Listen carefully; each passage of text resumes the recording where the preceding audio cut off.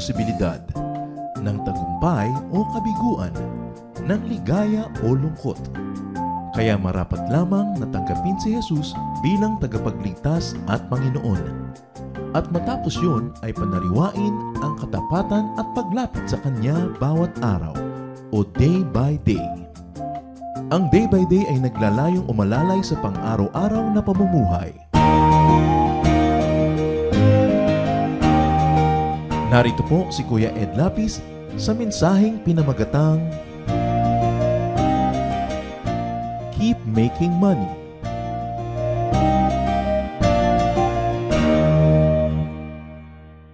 Maraming mga pinapangambahang bagyo ang tao sa buhay.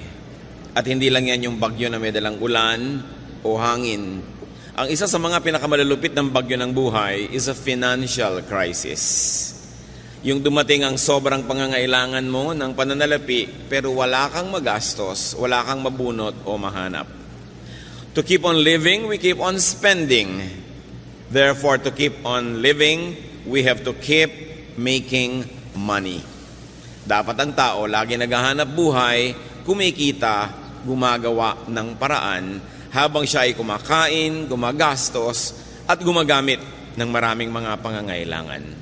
Salamat o Diyos dahil kayo pinagmumulan ng pagpapala, kayo ang nagpapatibay sa amin, naghahanda upang humarap sa iba't ibang uri ng bagyo ng buhay. Nawa patuloy mo kaming turuan sa hiwaga ng kapangyarihan ng mga bagay na ibinibigay mo sa amin tulad ng karunungan, kaalaman, galing, husay para kami makapaghanap buhay. Ituro mo sa amin, Panginoon, ang isang karunungan ukol sa pananalapi na nakaugat sa iyong salita. Maunawa namin ang kalooban mo dito, maipamuhay namin, makinabang kami at kayo ay malugod. Patawarin niyo po kami sa aming mga kasalanan, linisin kami sa aming mga karumihan, O Diyos. At ngayon humihingi kami ng pagpapala niyo, kaliwanagan, karunungan, pagtutuwid, pagpapalakas sa amin. May you empower us with your words. Father, we commit this time to you, asking you to be the speaker. Walk in our midst, heal us, empower us, teach us, and protect us from lies and falsehood. In the name of Jesus, your Son, our teacher and healer, we pray. Amen. Keep making money. Dapat ba yung pinag-uusapan ng mga mananampalataya? Dapat. Sabi po ng pinakabarunong na lalaki sa balat ng lupa, si Solomon, sa Ecclesiastes 10:19, money is the answer for everything. Maaaring isang pagmamalabis or exaggeration, but of course, very, very true. Napakaraming mga pangangailangan, suliranin na natutugunan, nasasagot, nalulutas ng pananalapi.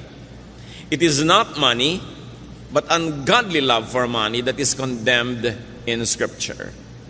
Hindi galit ang Biblia sa pera, ang galit ng Biblia ay sa pag-ibig sa pera na nagiging bunga para or dahilan para tumalikod ang tao sa Diyos at sa kanyang kapwa.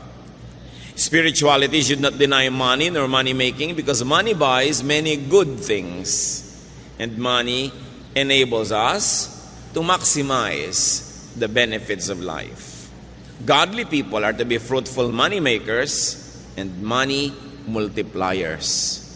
Sa katuroan mismo ng Panginoong Hesus ay napakalinaw niyan. Nung meron siyang pinagkatiwalaan ng mga puhunan, binigyan niya ng iba-ibang dami ng puhunan at yung nakapagpatubo at nakapagparami sa puhunan ay kanyang kinalugdan at yung mga walang nagawa at hindi nakapagparami sa ibinigay, binawian pa niya.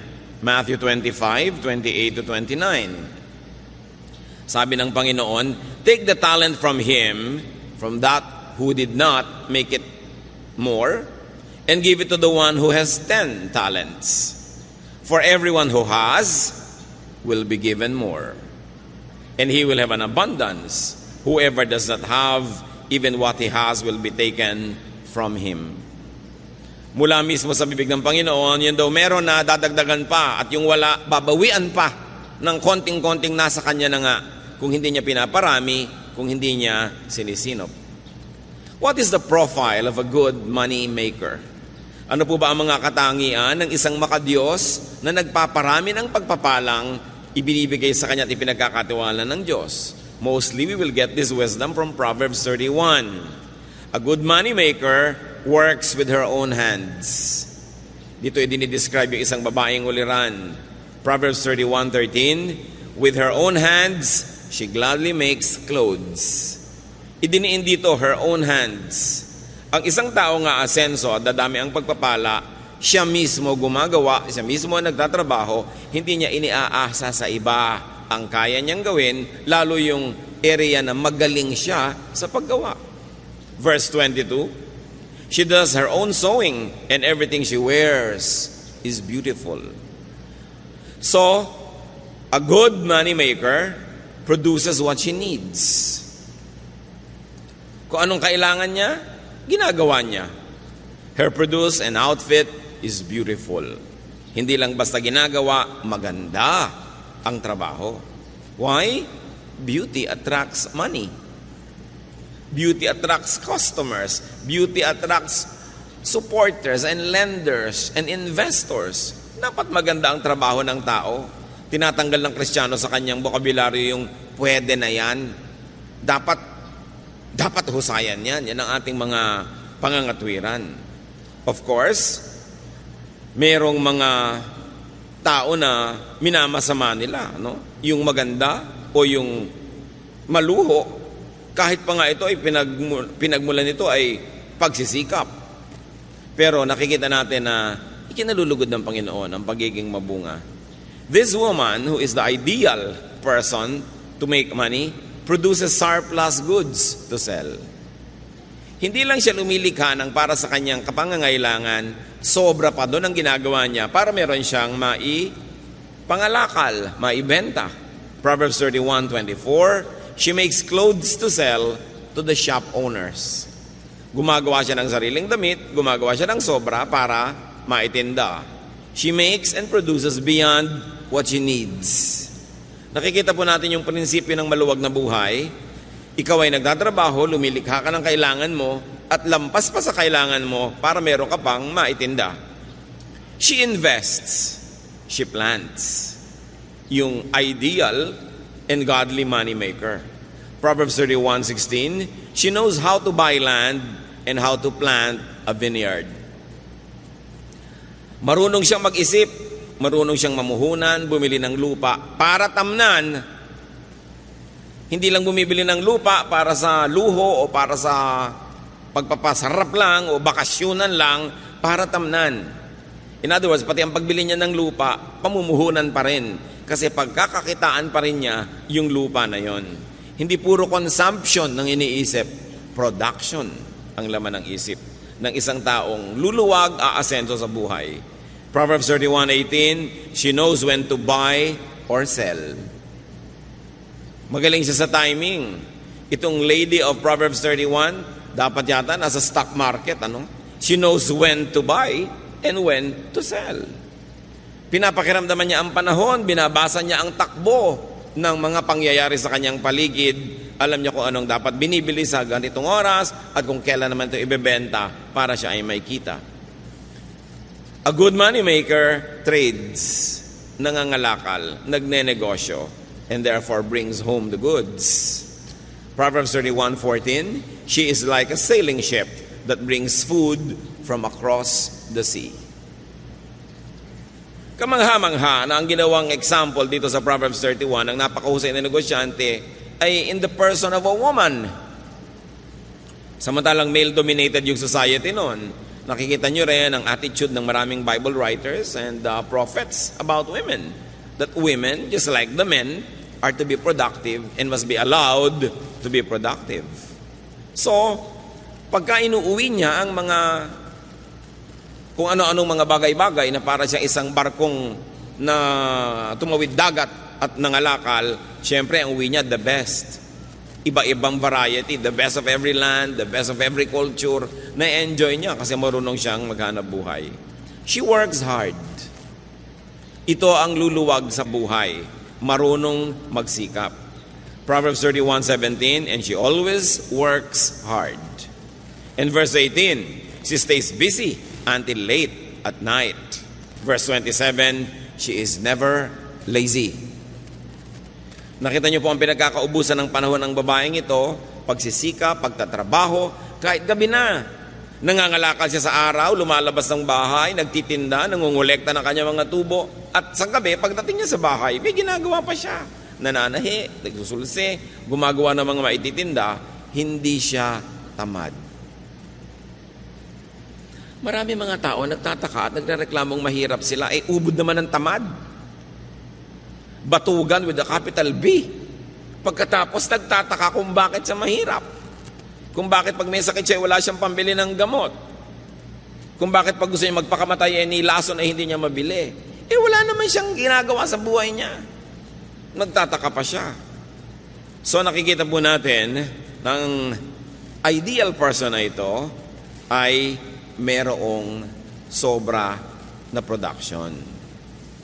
Hindi yung sa kanya lang, kulang pa. Ang tao habang nabubuhay, liban na lang sobrang tanda na, o sobrang bata pa, o sobrang mahina dahil sa kasakitan, ang tao dapat naghahanap buhay, kinikita ang kinakain niya. Hindi yung wala ka namang kinikita, nag-electric fan ka pa matulog. Hayaan mo nang pawisan ka. Di ba? Yung damit ka ng damit, gasos ng gasos, ang ginagastos ng damit, tubig sa paglalaban ng damit mo, kuryente sa pamamalansya, tapos pakalat-kalat ka lang naman, wala ka namang ginagawa, hindi bali ng lukot ang suot mo. Lumalaki lang ang gasto sa buhay. Ang kinakabit ng mga wax sa buhok ay kutakot-takot, pahingi pa na hingi ng pang-load, ang gusto pang cellphone, yung may folding bed sa loob, wala namang kita. Puro yabang. Yung mga ganon, ang mga nagugutom, o kaya yung mga ganon, ang sobrang kawawa, ang mga kamag-anak na kumikita dahil nakadagan, nakasipsip, no, ng dugo ng kapwa. Dapat, pinapayagan natin, tinutulungan at pinapalakas ang loob ng mga naghahanap buhay talaga. Paano ginagawa yon? Huwag istorbohin. Merong mga kamag-anak, may kaisa-isang nagtatrabahong anak, may sakit yung isa, yung pang may trabaho ang pa-absent din para mag-alaga. Ito na nga lang ang kumikita, ang daming mga walang ginagawang kamag-anak, yung kumikita pang inaabala.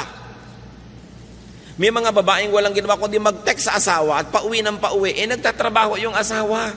Nananabik lang pala na may mga kasama. No? Libangin mo ang sarili mo, makipag-usap ka sa anino mo, makipag-chess ka sa anino mo, huwag mong istorbohin yung nagtatrabaho. Diba? Huwag lagi na lamang na pagka mayroong kinikita, pitasan ng pitasan at hingan ng hingan. Yan ang dahilan. Kaya marami po sa ating mga kababayan na wala ng gana na magnegosyo, mag-agrikultura, magmumuhunan, maghanap buhay sa dami ng nangingikil, sa dami ng humihingi, tinatamad na tuloy yung iba magtrabaho. Subukan nyo sa mga malalayong kanayunan, magtayo kayo ng negosyo, ang daming sumisingil ng buwis nyo at hindi lang yung gobyerno. Maraming gusto humingi. Subukan mo magbiyahe ng mga gulay, ang daming humaharang sa 100. Pag carnapper ka, walang humaharang. No? So napakaraming pabigat at pahirap sa mga gustong maghanap buhay. And many of our countrymen get demotivated na maging productive sila sa buhay. Parang sa mga kamag-anak din, nakakatakot umasenso dahil sa dami ng kakapit sa'yo, lulubog na kayong lahat. Napakahirap magpakita ng konting kaluwagan kasi marami agad mangungutang. Ang trabaho tuloy ng iba, kahit meron, daing ng daing. Kunwari, maparaming problema, sa takot, nahingan sila ng mga walang hanap buhay. Balikan natin itong babae na ito, na kinakatawan din ang sino man, lalaki man yon, na marunong maghanap buhay. She is positive. Sabi ng Proverbs 31:25, she is strong and graceful, as well as cheerful about the future. Yung cheerful about the future is translated by other versions as she can laugh at the days to come. Magaan siyang kasama, ng palangiti, maganda ang bukas ng mukha, at maganda ang pananaw tungkol sa kinabukasan kasi may naipon. Strength, grace, and cheerfulness are her hallmark. Why? Because she has enough. And not only that, those attributes are also attractive in business. Siyempre, ang gusto mong kadil sa negosyo ay yung masarap, magaan. Hindi yung lagi na lamang parang dinadaganan ng mundo ang problema niya. Ayaw mong nasa paligid ng ganitong tao.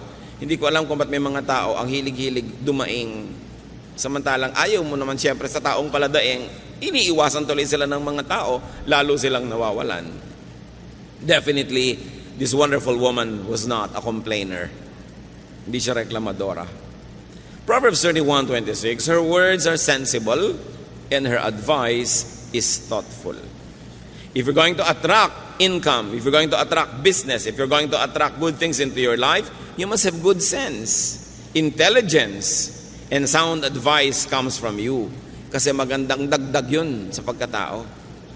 Sino ka ba naman para iwasan ng isang kanegosyo, kasosyo, o kaya binibilhan mo o binebentahan mo na bukod sa magandang produkto, maganda pa ang pagkatao at magaan kasama, masarap makita. Kaya lalong nilalapitan ng grasya. A sensible and a good moneymaker gives to people. Hindi niya sinosolo ang pagpapala, she gives to people.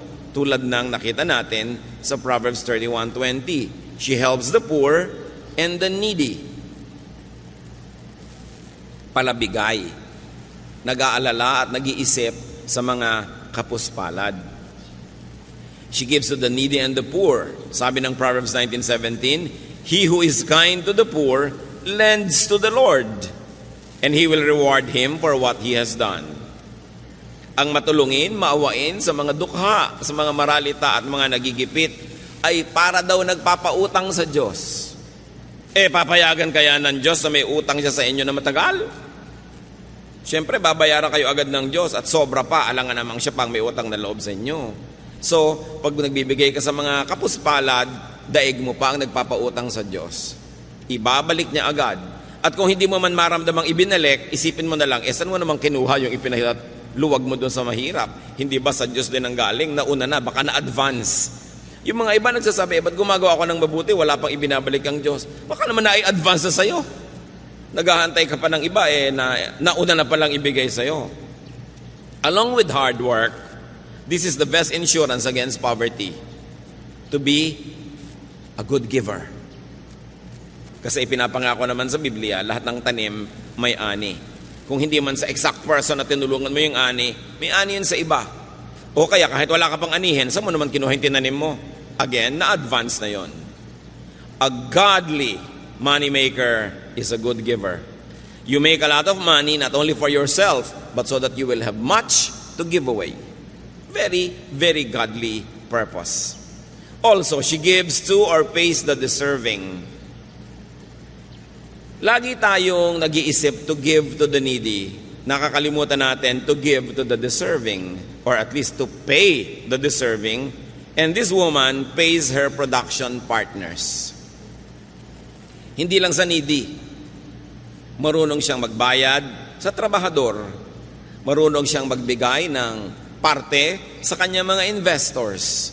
Hindi niya sinosolo ang kita. May mga tao nabibigyan ng Diyos ng pagkakataon na kumita, pero sinosolo. Kanila lang nababawian tuloy. Meron naman hindi marunong tumanaw ng utang na loob, hindi malang magsukli doon sa mga tumulong sa kanila, nagbukas sa mga pinto, nagbigay ng pagkakataon o namuhunan, tumatalikod, nababawian. Ang pinakauna natin dapat na inaasikasong bigyan, yung mga kasama natin sa hanap buhay. Kung kayo ay namumuhunan, edi yung mga trabahador nyo, mga tauhan.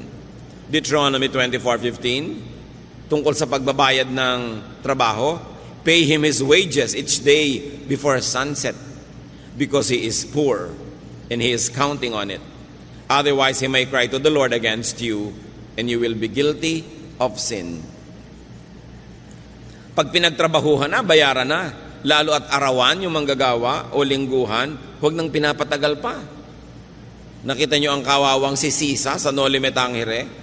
Nagpuyat para manahe, nung kanyang i-deliver, hindi nagbayad ang donya, saka na lang daw, dahil ayaw niyang bumangon mula sa silyon. Samantalang napagtrabahuhan na ng tao. Galit ang Diyos sa mga namumuhunan na hindi nagbabayad agad sa kanyang mga trabahador. James 5:4, look, the wages you failed to pay the workmen who mowed your fields are crying out against you. The cries of the harvesters have reached the ears of the Lord Almighty. Ganoon, ang mga daing ng mga kapuspalad na nagtrabaho na hindi pa binabayaran, nakararating sa langit at sila ibinabawi ng Diyos. Ang mahusay maghanap buhay, mahusay magbayad ng kanyang mga trabahador. Mahusay din siyang magbigay ng parte sa kanyang mga investors. Mahusay siyang magbigay ng produkto sa kanyang mga customer. Lahat nakikinabang pag sa kanya nakikipangalakal. Kaya binabalik-balikan siya, kinakawilihan, lalong yumayaman. Hindi yung mga one-shot deal lang na nang dedenggoy ng kapwa, iniisahan nila yung kapwa, tuwang-tuwa sila, pero wala nang babalik. At siyempre kakalat yung balita, at kung hindi man, wala bang Diyos na nakatunghay sa lahat ng ating transaksyon? Ang mahusay maghanap buhay, lalo't namumuhunan, lets her workers rest. Pinagpapahingan niya ang kanyang mga manggagawa. Hindi lang ito para mga makina. Exodus 20 verse 10, on the seventh day you shall not do any work, nor your manservant or your maidservant. Ito lang ang commandment na talaga namang napaka-thoughtful sa mga manggagawa. Pinagbabawalan yung mga among magtrabaho pagka araw ng pangiling. Bakit? Siguradong pag nagtrabaho sila, madadamay ang mga tauhan nila lahat. Alam nga naman nagpapahinga yung tauhan. Tapos yung boss nagtatrabaho. So pinagbawalan ng mga boss magtrabaho at idiniin at nilinaw. Pati ang inyong mga katulong, mga kasamahan, manggagawa, huwag nyo silang pagagawin. Ibig sabihin, bibigyan sila ng 1 day of rest in 7 days of work. So 6 days of work must be broken by a 7th day of rest. It's a command with the working class in mind. Napakabait ng Diyos. Marami pong mga nilikhang mga Diyos at Diyos-Diyosan ng iba't ibang mga kabihasnan, makamayaman lang. Puro mga pang-uuto at panggigipit sa mahihirap ang katuruan ng relihiyon. Pero itong Diyos na ito na gumawa ng 10 Commandments, mahal niya ang mga manggagawa. Tiniyak niya na kasama sa pinakamataas niyang mga kautusan ang pahinga ng mga manggagawa. So kung may mga masisipag tayong mga money makers, mga kapatid, lalo't kamag-anak nyo ito, kaibigan, huwag dalain. Huwag naman nating dadalain ang palabigay kung kayo yung manggagawa, binibigyan kayo ng pahinga, kinabukasan, absent pa. Abuso na yon. Huwag nating aabusuhin yung mapagbigay. Binigyan ka na, sabi nga ng matatanda, na ilubog ang kamao, ilulubog hanggang siko. Aabusuhin ang mapagbigay.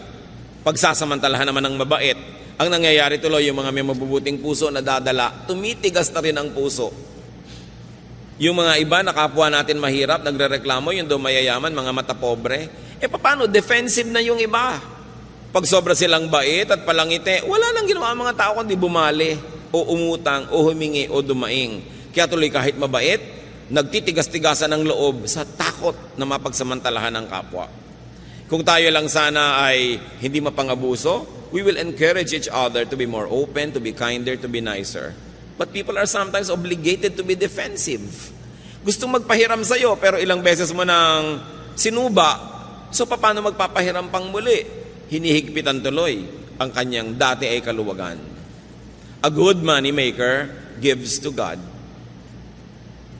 Nagbibigay siya sa kapwa-tao, lalo sa mga kasama sa trabaho, at marunong siya magbigay sa Diyos. Malakay 3:10-12, I am the Lord all-powerful, and I challenge you to put me to the test. Bring the entire 10% into the storehouse, so there will be food in my house. Then I will open the windows of heaven and flood you with blessing after blessing. I will also stop locusts from destroying your crops and keeping your vineyards from producing. Everyone of every nation will talk about how I have blessed you. Yan ang pangako ng Panginoon. Sabi niya, ako na makapangyarihan sa lahat. Subukan ninyo ako. Buong-buo ninyong dalhin at ipagkaloob ang inyong ikapu. At nang merong magasto sa aking tahanan, nang may resources. Sabi niya ganoon, tingnan ninyo. Kung hindi ko buksan ang bintana ng langit at pabahain sa inyo ang kutakot-takot na pagpapalang wala kayong pagsisidlan. Sabi sa mga nagtatanim at nag-aagrikultura, hindi ko papayagang sirain ang mga kulisap ang inyong mga tanim. Pabubungahin ko ang inyong mga itinanim at hindi ko hayaang malaglag ang mga bunga nito nang wala pa sa panahon. Pag-uusapan kayo ng lahat, pagtatakahan kung bakit blessed na blessed kayo. Pero ito lang ang sikreto, sabi ni Yahweh, give the entire 10% into the storehouse. Siyempre, may mga nagtuturo namang Old Testament na yan, hindi na yan uso. Pero ang dami-dami mga batas at kautosan sa Old Testament na pinaiiral din nila. So pinipili. Kung ayaw lang talaga, ayaw. No? Pero pag gustong sumunod, gusto. At yan ang isang sikretong bunyag naman. Sabi sa Luke 6:38, give and it will be given to you. A good measure, pressed down, shaken together, and running over will be poured into your lap. For with the measure you use, it will be measured to you. Ang ginawa ditong example ay yung pagsusukat at pagtatakal ng mga binhi, mga buto na kumbaga bigas natin, trigo nila, mga grains yan, mga butil-butil. Pag bumibili ka, pag magaling ang pulso nung nagtitinda, ang galing-galing niya maglagay ng mga grains na yan, doon sa takalan, doon sa salop, maluwag pala, maraming air spaces between. Kaya pag tinagtik mo ng tinigtik yun, lulubog ng lulubog. Hindi pa pala puno talaga. Pero sabi ng Panginoon, magbigay kayo at ganun din kayo bibigyan. Tama ang sukat. Tiniktik, niliglig, siniksik. Hindi dinaan sa bilis. Halos daganan pa, tapakan para talagang lumubog. At tapos yung natitirang nakulang na naman, pupunuin na naman. At sabi, hindi lang yon, umaapaw pa. Ganun ang sukat. Tapos malinaw ito mga kapatid ha, for with the measure you use, it will be measured to you. Gusto nyo pala ganun, siksik, niliglig, umaapaw ang bigay sa inyo ng Diyos, ganun din ang pagbibigay sa Kanya. A good money maker is a good money giver. Because the very spiritual dynamics of receiving is for us to have much more so that we can also give to others, to people, and to the works of God. What is the lifestyle of a godly money maker? Pag makadiyos, pinagpapala, lumilikha ng maraming mga kayamanan, anong uri ng pamumuhay mayroon siya? Sabi sa Proverbs 15:6, the house of the righteous contains great treasure. Malinaw. Pag nalulugod sa iyo ang Diyos, masipag ka, naghahanap buhay ka, at matuwid ang iyong puso, mapupuno ang bahay mo ng maraming mga kayamanan. Magagandang mga bagay na minamasama naman ng mga hindi kumikita. Many people who do not make enough demonize a hardworking and a godly planter for his good harvest. May mga Kristiyanong na-offend pag may mayayamang mga Kristiyano na nagbabakasyon ng first class, sumasakay ng first class, gumagastos ng first class. Sinabi na nga, kung righteous ka at marunong ka maghanap buhay, your house will contain great treasure. Hindi dapat yan ika-offend ng mga walang-wala. Madalas yung offense yun, inggit no? Huwag natin na sina-sour grape. Yung parang isa kang bear, meron kang pinipitas na grape, hindi mo maabot, at dahil hindi mo maabot-abot, sabi mo, maasim naman yan, wag na lang. Yung pinagmula nung kasabihan na sour grape. So yung mga hindi yung mayaman, pinapasama nila yung kayamanan. Masama yung mayaman, ayoko maging mayaman. Tapos saan kaya makautang dito? Ang dami ko nakikita ng Kristiyanong ganyan ang aarte, parang ayaw yumaman, ayaw ng pera. Wala namang ginawa kundi magdilihensya. No? Yung wag tayo mag-inarte. Gusto natin ng kayamanan. Ngayon, kung ayaw nyo maging masama, di ipamigay nyo. O kaya, huwag nyong kitain sa masama. Pero mabuting maraming kinikita, ayaw mo manggastahin, may ipamimigay ka. Nakakasama ng loob yung may lumalapit sa'yo, nangangailangan, wala ka malang mayabot. So make a lot of money. What is the lifestyle of a godly money maker? She is comfortable, secure, and cheerful. Proverbs 31:21, her family has warm clothing, and she doesn't worry when it snows. Pag dumadating yung taglamig, lalo doon sa Israel na may yelo, may snow sa ibang bahagi, syempre walang inimpok, ninenervyos. Wala kang pagkain sa bahay, tas may bagyo. Sasabi, babagyo, 3 araw, 5 araw, wala kang bigas, nakakanervyos talaga yun. Diba? Pero sabi, itong kinalulugdan, masipag, matyaga, mahusay ang mga style, wala siyang pinapangamba ano man yung weather. Ngayon, bago tayo malito mga kapatid, may mga makadiyos, masipag, wala pa rin pera. No? dapat nating isipin kung bakit. Bakit? Kung makadiyos ako, masipag ako, bakit wala pa rin ako? Kasi kadalasan yung pinagsisipagan natin, kahit 1,000 taong ka magtrabaho doon, hindi ka naman talaga aasenso dahil sobrang liit ng kita doon. So you don't only work hard, you have to work smart. Titingnan mo, ito bang nakalagyan ko na ito na trabaho or profesyon, maahahango ako sa buhay kung masipag ako? Kung wala kayong nakikitang pag-asa, dead end yun, dapat lumipat kayo na ibang magagawa sa buhay, be more creative, create more, kasi maraming Pilipino masipag talaga. Pero yung pinagsisipagan nila parang dead end. Parang wala namang makikita kang asenso dun sa lugar na yun, maliban na lang maging creative sila and reinvent the profession or reinvent their style to make more money. Proverbs 31:25, this godly businesswoman, she is cheerful about the future. Yun yung pinag-usapan natin, she can laugh at the days to come. Sino ba ang pwedeng tumingin sa kinabukasan na may kasamang ngiti? E di yung may ipon. Lalo naman yung may ipon na patuloy pa rin kumikita.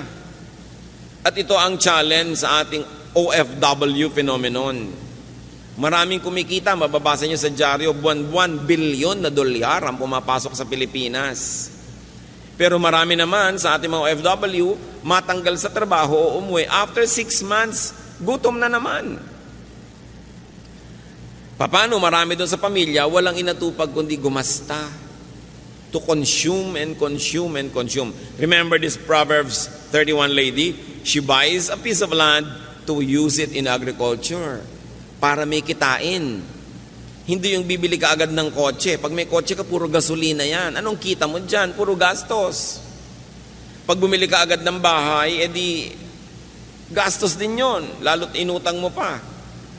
Hindi isipin, paano kaya tayo mamumuhunan para tayo kumita, para kung umuwi na si OFW, patuloy pa rin tayo yung kikita. Hindi nakaasa tayo ng nakaasa sa sweldo, agad na agad, hindi pa nga kinikita, nauutang na, dahil walang ginawa ang pamilya, kundi mag-consume, consume, consume. We must produce. Lagi ko nalang sinasabi yung proverbial kawali and kalan.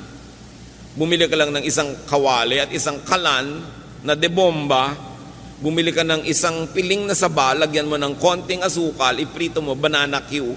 Yung kanina ay 50 pesos mo, magiging 75 o 100 pesos. Eh hindi ang iniisip ni Mrs. yung bumili ng kawaling 500,000 ng isang set. Yung pwede mo nang tirhan sa mahal. No? Kasi yung isang kumare niya, mas maganda rin yung kaldero doon. Wala ka namang mailuto. At napakarami ko nang nakitang ganyang kaldero na biglang nasa sanla pagkatapos. Ano? Dahil hindi naman masustain. Bibili ka ng ganun, sustainable ba? Kaya mo bang isustain na yan o hindi? Dapat ang iniisip nyo, ako may pera ako, ano kayang pagkakitaan? Taga Quezon ako, ang daming nyug dito. Sinusunog lang nila yung mga bao-bao, tapos itinatapon. Ba't hindi ko bilhin yung uling? Dalhin sa Lucena o sa Santa Cruz at ibagsak sa mga tindahan doon at maging uling queen ako dito. Or uling king. Ang dapat nyo laging iniisip mga kapatid, paano kaya tayo magkakapera? No? Hindi yung sino kaya mautangan dito? Baligtad ang mga pinag-iisip ng ano kaya ang mabili? Hindi yung ano kaya ang ma-produce. Nakita nyo yung babae, nananahipan ng mga bagay-bagay sa kanyang bahay, gumagawa pa ng mga belt, mga buckles, itinitinda. Eh siya na nga yung mayaman. Maraming mga OFW, pag pupunta sila doon sa Middle East, may galing ng mga kung ano-anong goods galing dito, ititinda doon. Pag uwi dito, may tinda-tinda. Marurunong. Naiinis naman yung iba, mukhang pera yan. Lahat na lang business. Dapat. Pupunta kayo sa isang probinsya, magbabakasyon kayo doon, ba't hindi kayo mamakyaw ng kung ano-anong mga goods dito, ibenta nyo doon para yung pamasahin nyo man lang, mabawi nyo. Ang dami-dami po sa ating mga probinsya, mga kapatid, nabubulok ng mga prutas, nalalaglag ng mga santol, mga duhat, nalalaglag ng mga dalandan, kung ano-anong naglalaglagan, wala man lang kumukolekta, samantalang sa Maynila at sa iba pa mga cities, ang mahal-mahal. Hindi lang kasi nagtutugma yung production at saka yung consumption ng mga tao. It's about distribution. It's about attitude. Kailangan ng mga tao palitan yung attitude. Kung nagsasawa ka na sa hirap, palitan mo ang paraan ng pag-iisip. Kasi kadalasan yung paraan ng pag-iisip at pamumuhay natin ang nagpapahirap sa atin. Kasi marami naman tayong kapwa mahirap at umasenso na iba ang pag-iisip nila. Nag-iba ang pamamaraan.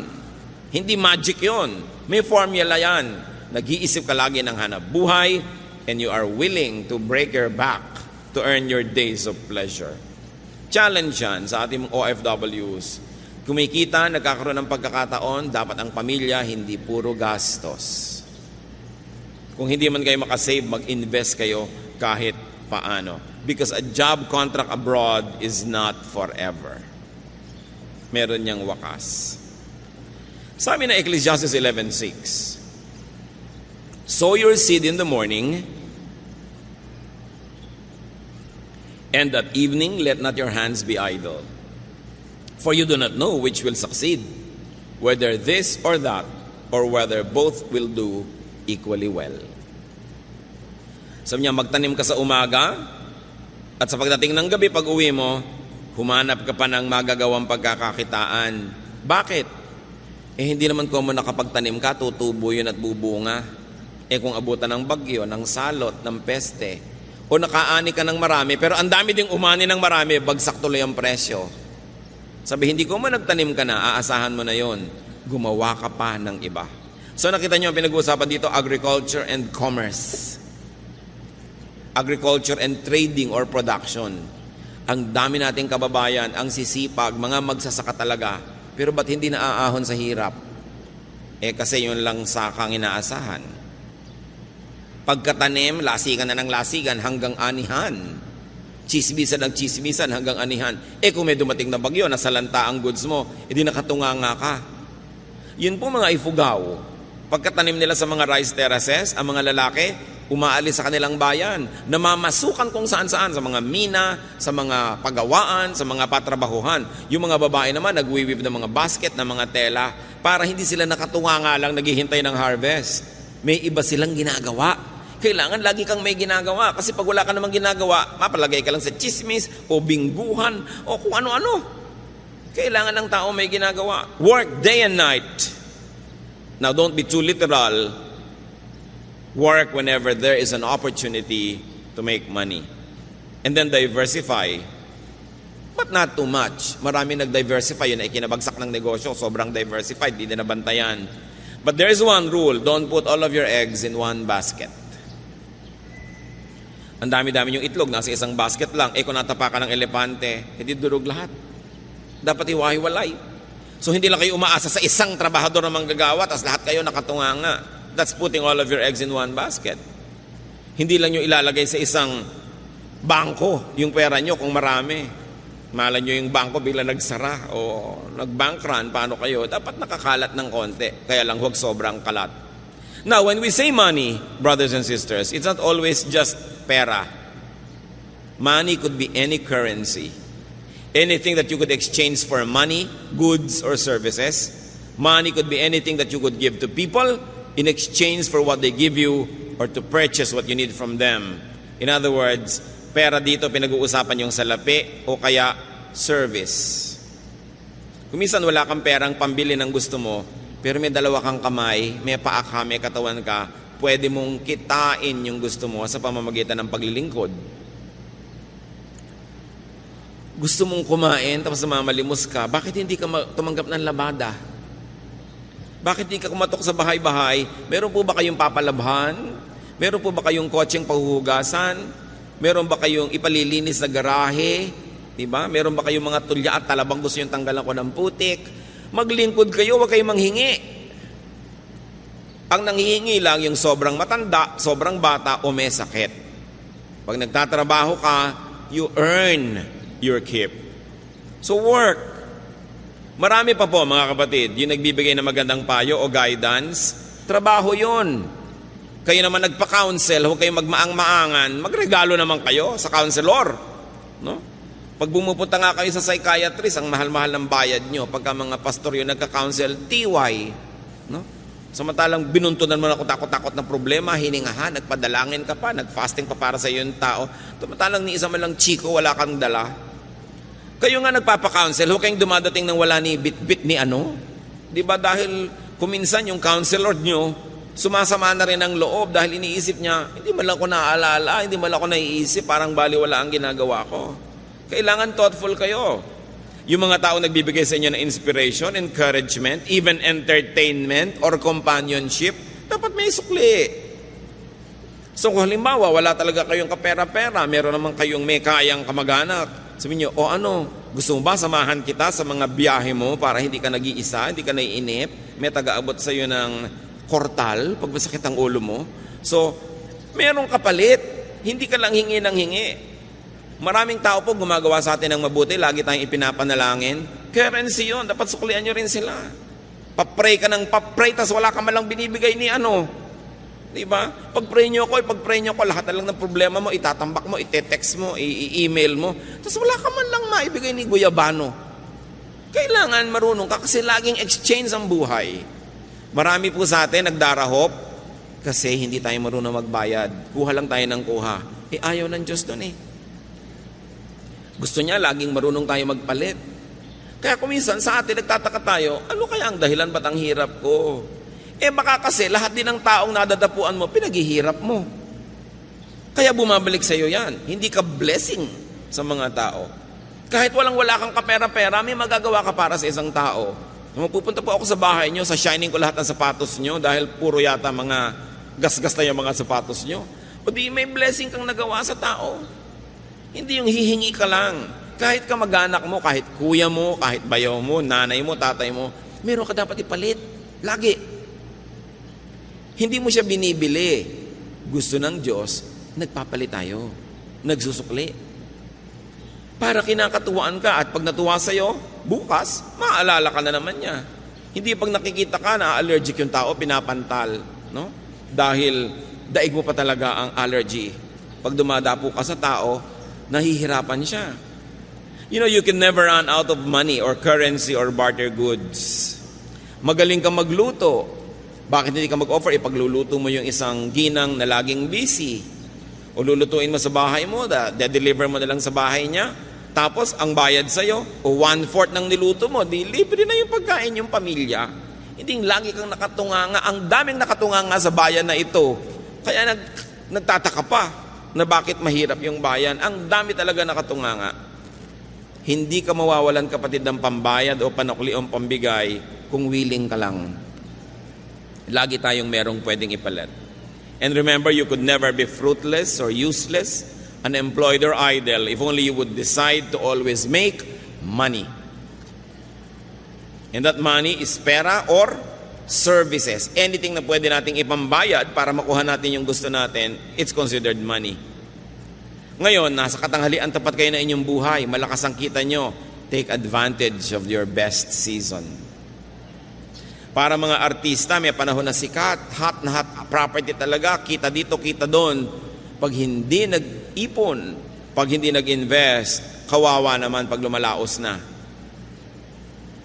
Dumadating yung tanghaling tapat ng buhay natin. Dumadating din yung 1:00, 2:00, 3:00 ng hapon, 5:00, 5:45, marapit na mag-orasyon. No? Dumadating yan. Dapat handa ka dyan. Dahil hindi naman surprise. Dahil darating talaga yan. So earn the most, invest the most, save the most. Sabi sa Proverbs, look at the ant. Yun daw langgam. Marunong magtrabaho. Pag panahon ng tag-ani at tag-araw, kolekta ng lahat ng maiuwi. Kasi darating ang tag-ulan na hindi na niya magagawa yon. So always ask yourself, ano ba ang mapagkakakitaan dito? Dapat gawin natin yun na pananaw.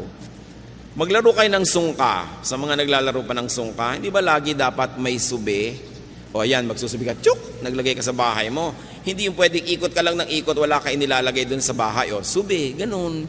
Para meron kang naitatabi. Alam nyo, sabi na isang may doktorado sa anthropology, yung sungka daw, ang sinaunang computer ng mga Pilipino. Talagang taga-compute. May nagsasabi pa na yung abacus daw ng China, apo lang ng sungkahan. At meron pang nagpapatotoo na only in the recent past, maraming mga tindera sa probinsya gumagamit ng sungka pang compute ng mga sukle at bayad. Ang mga sinaunang Pilipino po ay mga negosyante. Hindi sila katulad ng mga sinasabi ng ibang ngayon na mga tamad daw. Mga negosyante, mga importer and exporter. At very good ang credit standing. Alam natin yung napakarami mga sasakyang dagat galing China at galing sa ibang bansa na dumarating dito para makipangalakal sa ating mga ninuno. At ang ating counting system, very elaborate ha. Sa bawat isang zero, meron tayo dinadagdag na salitang po, 10, 20, 30, di ba? Dagdagan nyo pa ng isang zero, daan. 100, 200, 300. Isa pang zero, 1,000. Dagdagan nyo pa na isa pang zero, 10,000 na yon, laksa. May salita tayo dyan, laksa. Ang Greek culture, ang Hebrew culture, ang maraming cultures hanggang 10,000 lang ang bilang. Pero sa Tagalog, meron tayong 100,000, yuta. Meron tayong 1,000,000, angaw. At meron tayong 10 million, kati.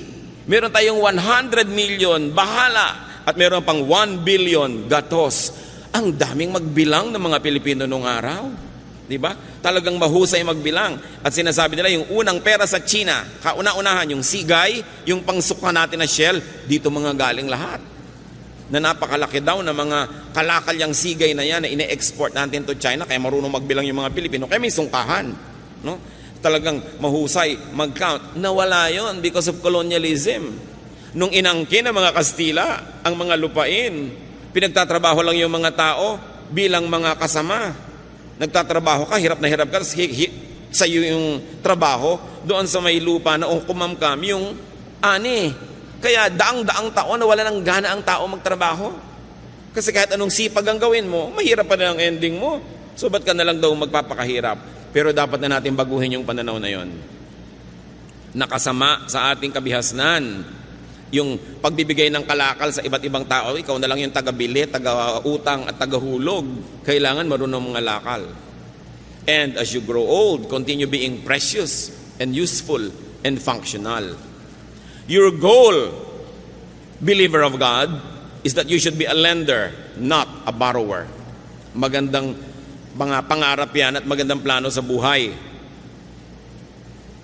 Planuhin yung tagapagpahiram, tagabigay, hindi mangungutang.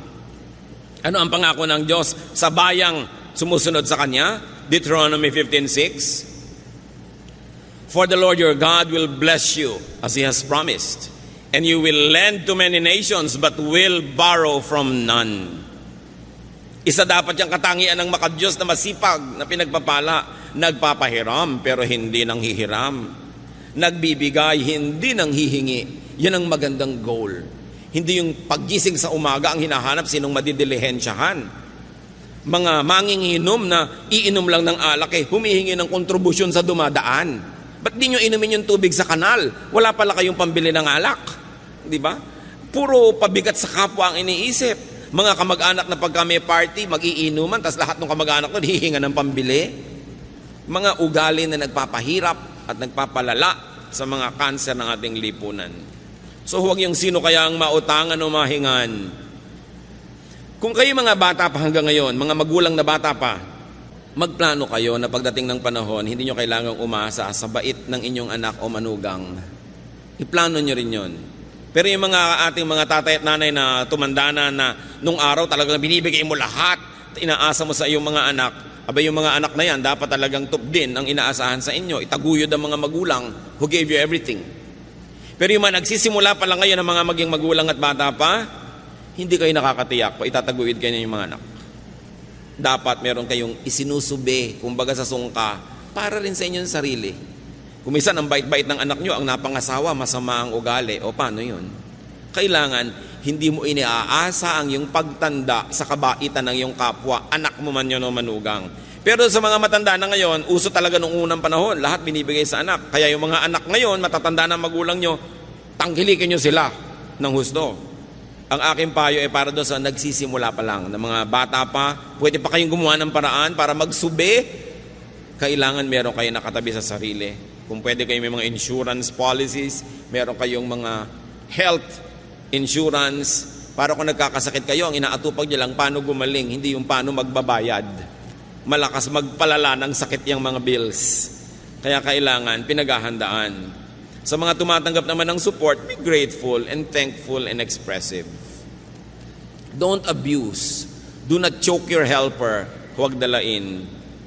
Sa mga kamag-anak po na inaabutan, binibigyan, tinutulungan, pag dumadating naman yung tumutulong sa inyo, ngumiti naman kayo, maging cheerful naman kayo, hindi binibigyan na nga kayo, daing pa rin at daing, lungkot pa rin at lungkot, siguro para madagdagan ng bigay. Pero ang nangyayari tuloy, nawawala na ng gana yung umuuwi sa inyo dahil wala ng pleasure. Magagastosan na, makakarinig pa ng problema, mga sumbong, mga daing. Kaya kuminsan ayaw na tuloy kayong uwian. Nagtataka yung mga ibang magulang, ang lapit-lapit naman, anak ko, may kotse, ba't kaya hindi madalas dumalaw? Masarap ba kayong dalawin?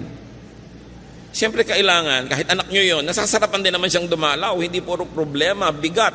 Kasi kuminsan sa kanyang office, sa kanyang negosyo, sa kanyang trabaho, sa pamilya niya, sa asawa niya, ang dami na rin niyang problema. Pagdating naman sa inyo, problema na naman. Kailangan, pleasure tayong puntahan because there's a basic human nature. Anything pleasurable, we like to repeat. Anything unpleasurable or painful, we avoid repeating. So pag lagi kayong dinadalaw, alam nyo na yon, masarap kayong puntahan. Pag hindi kayo naaalala at pinupuntahan, baka hindi masarap na karanasan. Tuloy nakapangingibabaw na yung iba nilang problema o katamaran o ibang mga gagawin. Pero kung masarap kayong puntahan, ipaglalaban niya na puntahan din eh. Kaya kailangan, meron tayong panukli. At hindi yun pera, mga kapatid.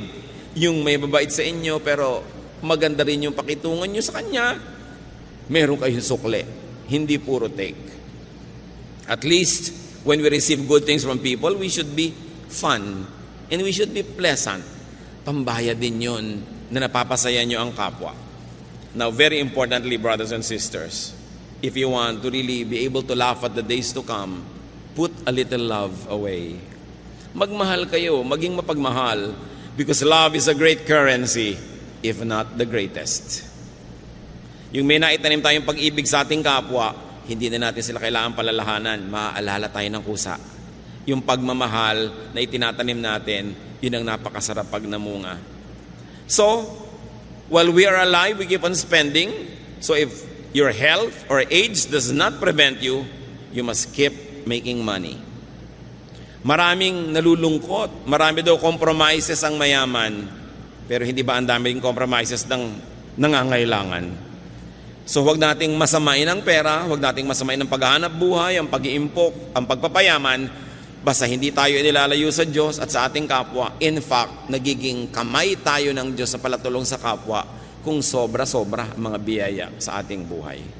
Ama namin sa langit, turuan niyo po kami na siyasatin namin mga sarili, suriin namin sarili kung bakit kami ay maluwag o mahirap, kung bakit kami ay yumayaman o nagdarahop, kung bakit madaling dumating sa amin ang mga biyaya o hirap na hirap dumating.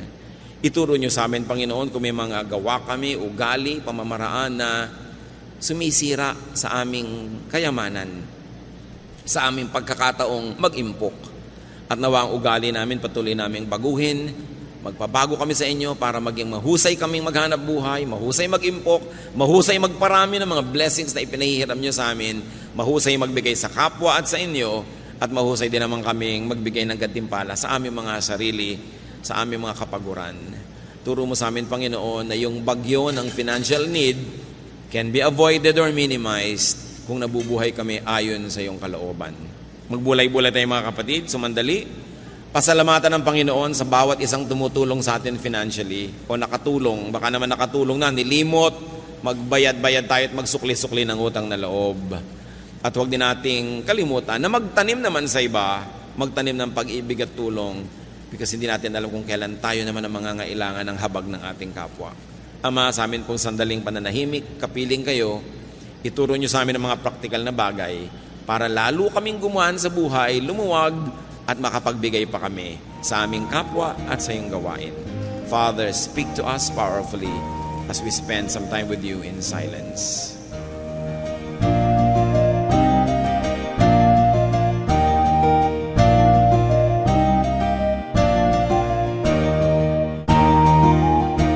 Ang katatapos pong mensahe ni Kuya Ed Lapis ay pinamagatang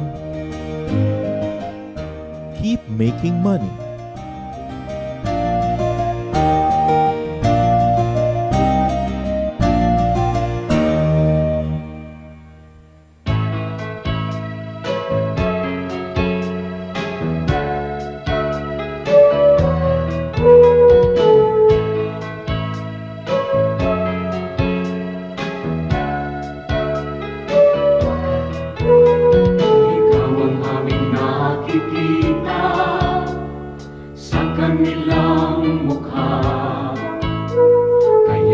mabuting balita, binabahagi sa mga dukha. Ngunit paano nilang masisilayan ang habag at pag-ibig mo kung hindi mapatutunayan sa aming patotoo? Kaya kung paano mo kami kinalingan, kung paano mo kami minahal, sa aming buhay nawa ay magbunga ng pagtitiyaga at pagpapagal sa aming kilos, salita at damdamin. Maranasan nilang totoo ang kabutihang natutunan namin na nagmumula sa'yo.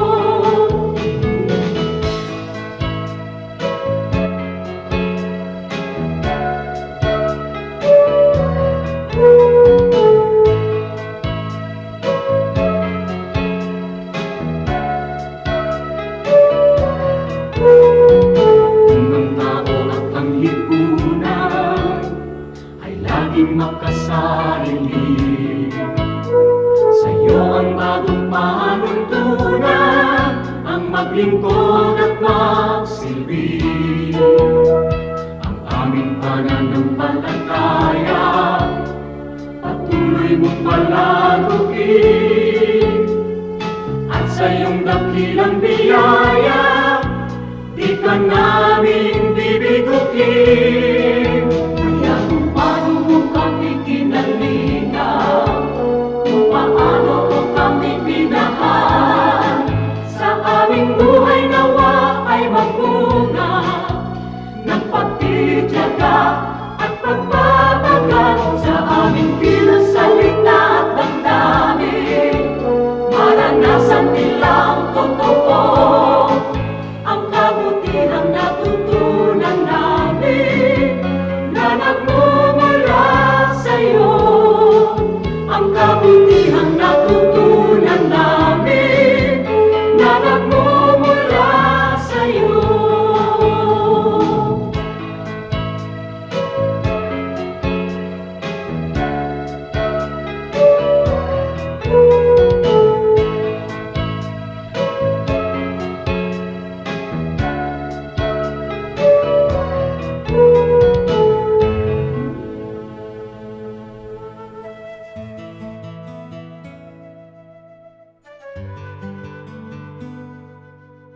Bakit sinasabing this nation can be great again? Kailan nga ba naging great ang Pilipinas? Napakarami sigurong matatawag na greatness ng lahing Pilipino, pero kung sa technology, sa trading, sa material culture, matatawag siguro natin yung from the 11th to the 13th centuries na golden age ng Philippine civilization. Kasi pagka hinukay natin ang mga libingan ng ating mga ninuno, yung mga diggings nga na na-date dyan sa panahon na yan, napakalaki ng ebidensya ng sophistication and improvement and development of our civilization. Metal craft, halimbawa, yung mga paghahabi, pottery, bagamat maraming imported from China and the other countries, it only means that we are vigorously trading with these people. So isa yan na matatawag na golden age. Yung pagsisimula at paglago ng Ifugao Rice Terraces is a golden age, no, in terms of community work or public work, if you might call it. Yung ating pagtayo laban sa Espanya sa ating himagsikang Filipino noong 1896 at ang pagwawagi at ang deklarasyon ng independensya noong June 12, 1898, ang pagsulat ng konstitusyon sa Malolos, na kauna-unahang konstitusyon ng isang republika sa buong Asya. These are high water marks of a civilization.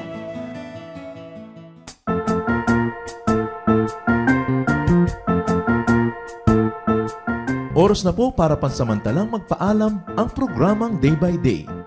Tayo po'y magsama-sama tuwing ika-6 hanggang ika-7 ng umaga, araw-araw. Magandang umaga po at mabuhay ang Panginoong Hesus!